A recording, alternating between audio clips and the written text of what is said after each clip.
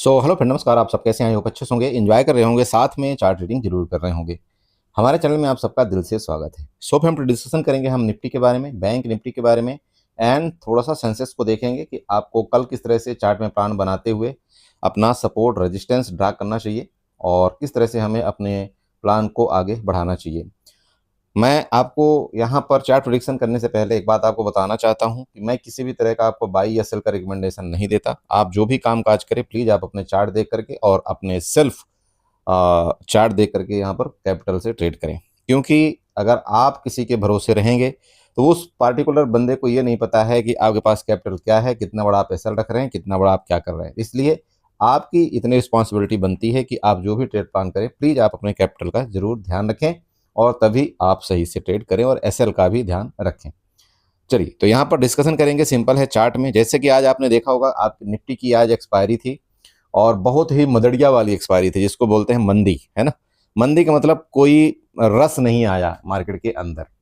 ठीक है, हाँ, ये लास्ट में अगर किसी ने यहाँ पर थोड़ा सा ट्रेड किया होगा पुट की तरफ तो मिला होगा। हालांकि हमने अपना काम कर लिया था किसी न किसी तरह, लेकिन वही बात हो जाती है ना कि जब पूरे दिन मार्केट इस तरह से चलती है तो फिर लास्ट में फिर आदमी को लगता है यार छोड़ ही दो, क्या ही, तो बाद में पढ़ना पता चले कहीं भी एक बड़ा एसएल हिट हो जाएगा तो करेगा क्या आदमी। तो फिर इसलिए हमने क्या किया, ये वाला थोड़ा सा हमारा ये कैप्चर नहीं हो पाया। हालांकि हम कोशिश कर रहे थे, बट वो कहीं ना कहीं 5 से 10 पॉइंट का थोड़ा सा क्या हो गया, डिस्टेंस ज़्यादा हो गया, इस वजह से हमारा नहीं मिला। बट नो प्रॉब्लम, कोई बात नहीं है। फर्दर कल के लिए यहाँ पर सिंपल देखिए, आपका सपोर्ट आपको दिख ही रहा होगा, रेजिस्टेंस भी आपको ऐसे दिख ही रहा है। देखिए मार्केट ने अपने आप को ठीक जगह सुबह सुबह संभालने की कोशिश किया था। देखिए जैसे कि हमारा डिस्कशन तक भी था कि अगर इसके ऊपर निकलेगा तो एक बार आपका ये वाला जरूर टच करेगा, जो कि 23,780 का आपका एक रेजिस्टेंस है। और ये भी आपको बताया गया था कि अगर इस रेजिस्टेंस का फिर ब्रेकआउट करता है तो ऊपर आपका 23,800 और 920 वाला आपका रेजिस्टेंस देखने को मिलेगा। बट इसने क्या किया कि यहीं से ये जो आपके सेलर थे, इन्होंने जो यहाँ सेल किया था उसी जगह से देखिए आपकी सेलिंग आ गई मार्केट के अंदर, और फिर इसके आगे वो आगे मतलब ऊपर जा ही नहीं पाया। फिर कंटिन्यू आपकी सेलिंग ही आती रही।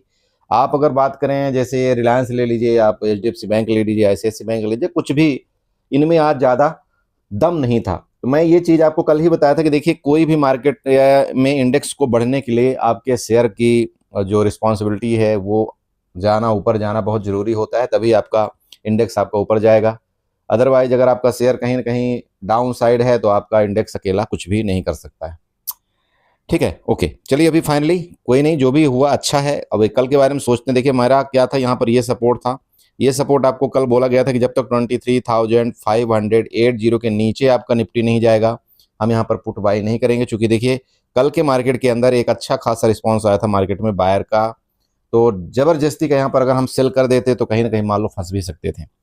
और मार्केट का डाटा भी इतना कुछ खास मतलब डाउन साइड का नहीं था। वो तो चलिए आपका रिलायंस आपका बेरिश हुआ, इस वजह से मार्केट ने आपके यहाँ पर सेलिंग दिखाया। कल के लिए फिर वही बोल रहा हूँ, ये देखिएगा आपका ये रेजिस्टेंस है यहाँ पर और यही आपका सपोर्ट है, यहाँ पर आपका सपोर्ट लिया था।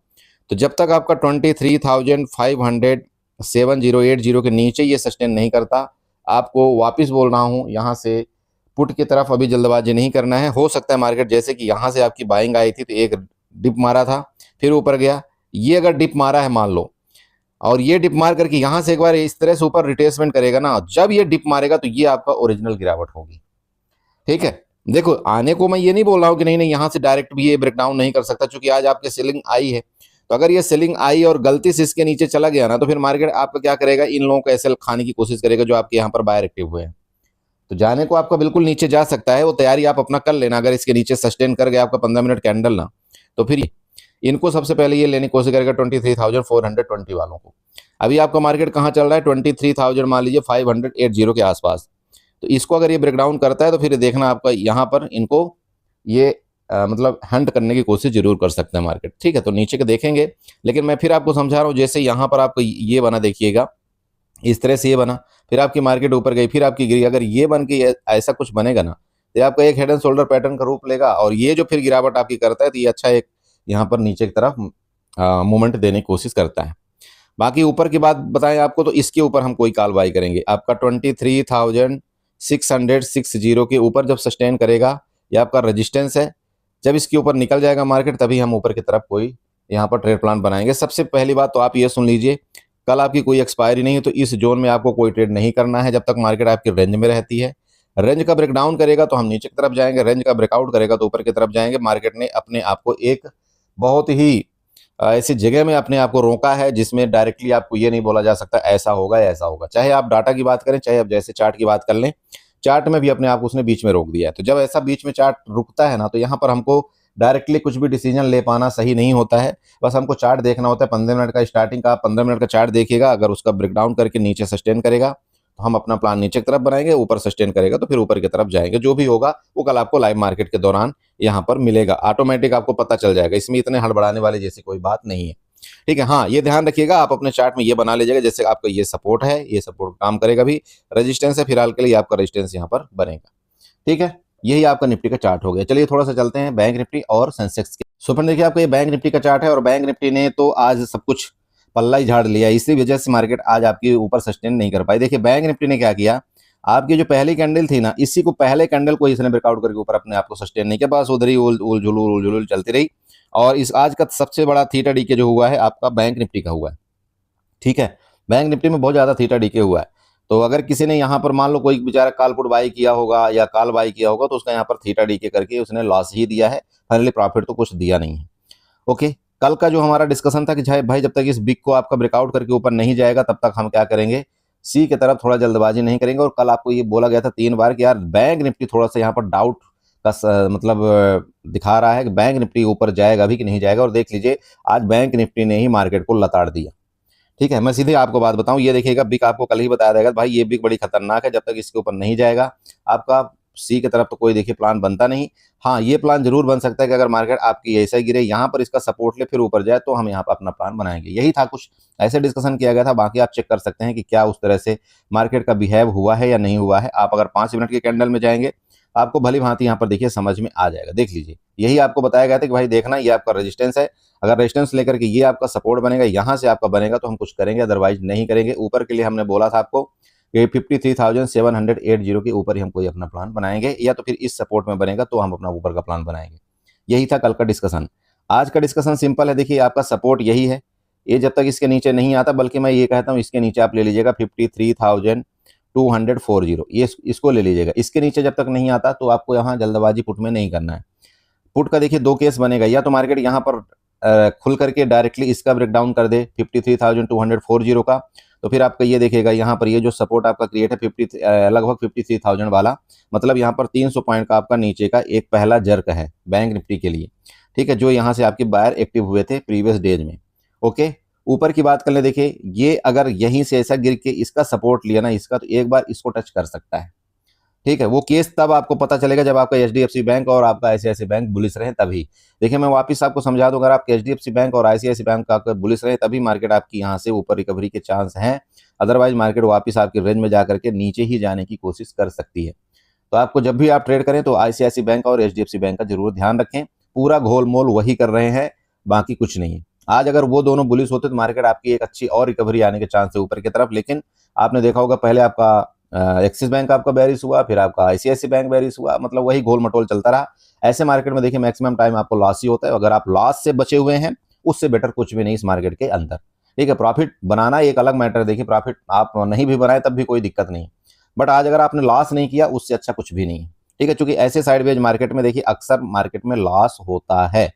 ओके, तो कल के लिए फिर आपको वही रेंज आपके सामने यहाँ पर डायरेक्टली देखिए आपका बना हुआ है, इसके ऊपर निकलेगा तो हमारा एक अच्छा मूवमेंट मिलेगा। यहाँ पर मार्केट अगर रुक जाती तो ये वाला घचड़ पचड़ वाला रहेगा मामला, क्योंकि फिर मार्केट वही देखेगा आपका आईसीआईसी बैंक और एक्सिस बैंक का। इसके नीचे निकलेगा तो एक आपका शार्प थोड़ा सा मोमेंट यहाँ पर प्रॉफिट बुकिंग के चांस मिल सकते हैं, क्योंकि जैसे इसके नीचे निकलेगा ना तो यहाँ पर सब के सब थोड़ा सा प्रॉफिट बुकिंग करने के मोड में आ जाएंगे, क्योंकि बहुत से लोग तो यहाँ पर भी पोजीशन बना करके गए होंगे। तो अगर इसके नीचे निकलता है ना तो ये लोग क्या करेंगे, थोड़ा सा अपने प्रॉफिट को बुक करने की कोशिश जरूर करेंगे। तो ध्यान रखिएगा, फिर आपका यही वाला सपोर्ट बन रहा है 53,000। बाकी कुछ खास चार्ट आज देखिए आज बना नहीं है, तो मूड भी ज्यादा मतलब ठीक लग नहीं रहा है, ठीक है। जब चार्ट बढ़िया बनता है ना तब फिर मजा आती है, हाँ यार ऐसा कर लेंगे वैसा कर लेंगे, मतलब वही बात है। मार्केट में नौटंकी चलती रही, देखिए पूरा दिन आज बैठा करके सिर दर्द करवा दिया, बाकी कुछ नहीं। चलिए खैर कोई नहीं, होता है, इंतजार भी करना बहुत जरूरी है मार्केट के अंदर, चाहे कुछ भी हो जाए।